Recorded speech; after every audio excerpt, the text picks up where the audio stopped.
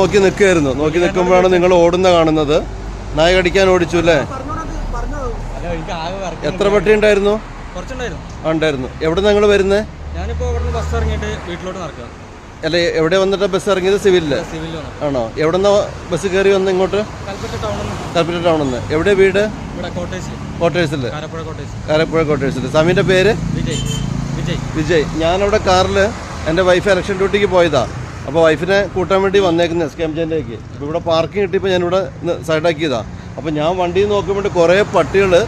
ഇപ്പോൾ സമയം എത്രയായി? 8 മണി.